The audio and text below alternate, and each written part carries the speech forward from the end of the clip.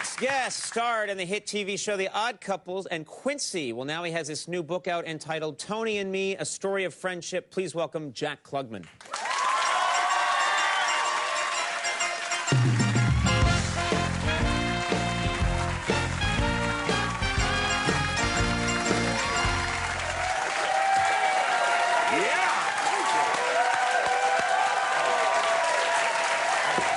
That's nice. You know, I'll tell you a little story. Well, growing up, I was very interested in comedy, and my dad has great comedy taste. And one of the shows he let us stay up and watch was The Odd Couple. See, that was wonderful. When we were shooting the show, we were looking for a rating. Right. That's forget my voice. That's a Nielsen. Right. That's like a Nielsen. Right. Well, the show was not a hit show. No. I was not aware of that. You didn't worry about ratings when you were a kid. You just watched what you loved. But when I went out on the book tour, right, I met all these people who said, I grew up with you. Right. I sat on the couch with my mother and my father, and we laughed at you. Yeah. And now those Nielsen people that had no names, had faces and names, had the greatest time. I thought I'd be bored. I had a great time. Well, I think what's amazing is you make the show and you don't get out and actually, it takes time to find out, I think, what effect that you've had on people. But I grew up... But you don't think you have any effect. Right. People became sports writers because I was a sports writer. Right. People became pathologists when I did Quincy. Right. I mean, you know, people committed murders because you... No. You inspired me to murder. They come up and they say, my shoulder hurts. What do you think? I say, I can only help you after you die. Yeah. I can tell you why. After you die, I'll help you. Now, you had a very famous brush with throat cancer. And in this book, you talk about the late, great Tony Randall, who, by the way, was such a good friend to this show. He was on our, you know, we pretty much had our pick of whoever we wanted when we had our first show of going on the air in September of '93, and I wanted Tony Randall there. And he always spoke so highly of you. He was very supportive of you when you became sick. We had a good friendship for the 5 years we worked as The Odd Couple. We had done a bomb in 1954. We did a show called Appointment with Adventure, a real clinker, stinker. Then I didn't see him for about 17 years. We did The Odd Couple.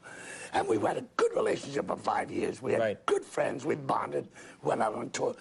But when you get sick, when you get cancer, the relationship either moves up a notch or it falls apart. Well, it moved up a notch because when I had the operation, he was the first one to visit me in the hospital beside my kids. And I said, it was worse than they thought. I said, I lost my voice. He said, let's face it, Jack, you never did sound like Richard Burton anyway. And then he said, if and when you're ready to come back, we'll find a venue for you. I said, yeah, you're going to find a venue for an actor without a voice. But he did. Every promise he ever made to me, he kept. He got you back on stage, too. He got me back on stage. He called me. But I had no sound. See, I could just whisper. So after about 3 years, some guy who saw me on a show, a talk show, where I said, I'm not going to die. I just can't act anymore. He said, I think I can give you a voice. I said, are you a doctor? He said, no. I said, how are you going to help me? He said, what do you got to lose? So I went and he gave me violent voice exercises. Then he said, I think I hear a sound. I said, I think you hear money. And he said, what's the difference? Yeah. So I went, and he gave me a sound. Right. Then Tony called me and said, if we could do one performance of The Odd Couple on stage, I could raise $1 million for my theater. I said, what are you smoking? I said, I can't even talk to you on the telephone, for God's sake. Right. So I told my teacher, I said, Tony Cole wanted me to go back on stage. He said, tell him in 6 months you could do it. I said, wait. He said, tell him. So I said, my teacher said in 6 months I could do it. Tony said, fine. Give me time to get publicity. And I did it.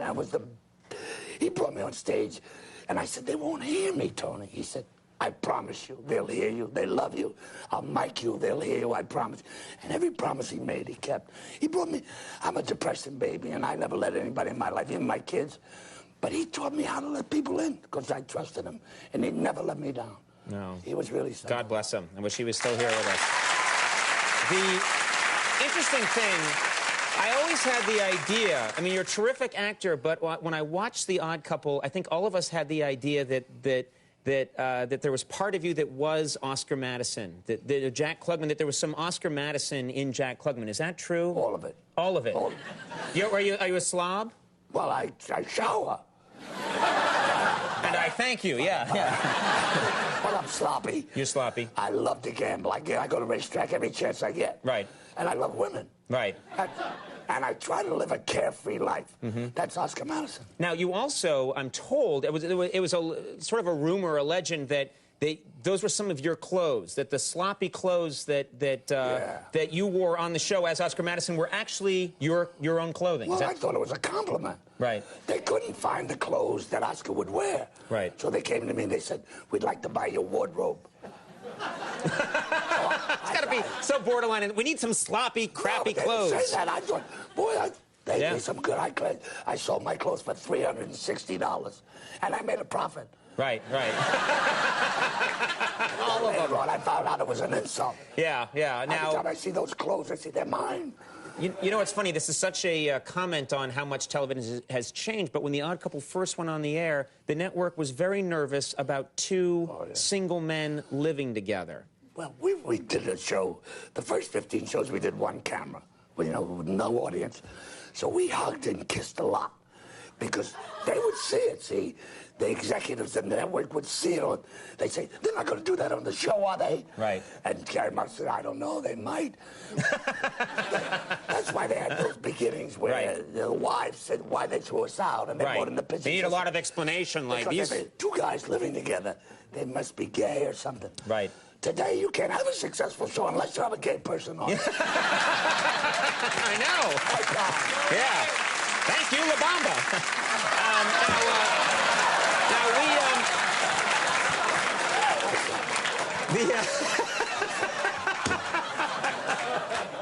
It's too much fun. I'm sorry, La Bamba. Sorry. I'll make it up to you at Christmas. You know, I have to ask you also about Quincy.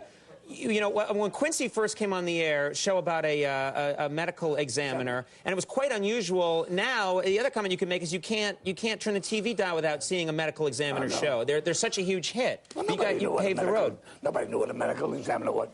Fred Silverman, he was a big shot at one time, and he wanted me to do a series after they had a couple of comedy series. I said, I already did the best comedy series I could do. So I turned him down. Then I did Quincy. He called my agent and said, Jack turns me down. Now he's playing an undertaker. Right. They didn't know what it was. Right. So I was glad to be an innovator, but I wanted to always be a muckraker. Right. Like Upton Sinclair. I wanted to clean up the coal mines and the slaughterhouses. Right. And this was an opportunity to do it. He's two heroes in one. He's a cop and he's a doctor. Right. So I thought this would make a good...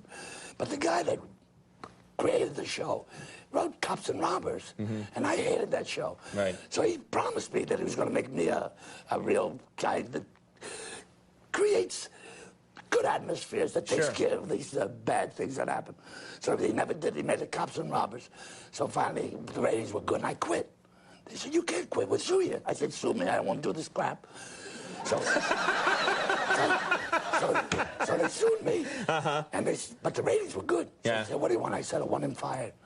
They said, but he created the show. I said, I don't care. He's not doing what I want him out. So but he was smart. He got a lot of money to get out of the show. Right. About a year later, I was at a party. He came over to me. I said, why do you say hello? You know I don't like you. Who says that? I don't like what you stand for. He said, stay well. You're making me rich. Very nice. So it all ended nicely.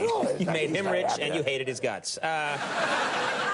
Well, this is a wonderful book, and Tony and Me, it's a story of friendship, which includes a DVD of The Odd Couple outtakes, and that's in stores now. And you know what? Every now and then I get to, on this show, meet someone I've always wanted to meet. This was a thrill for me. Thanks a lot. Jack Klugman. We'll be right back. Jason Haas, Grant Wilson, stick around.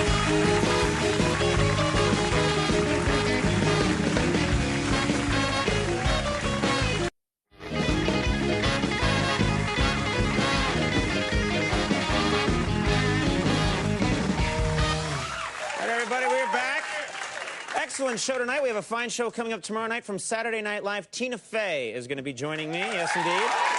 From the new film, The Chronicles of Narnia, William Moseley will be here, and musical guest James Blunt. So watch that show.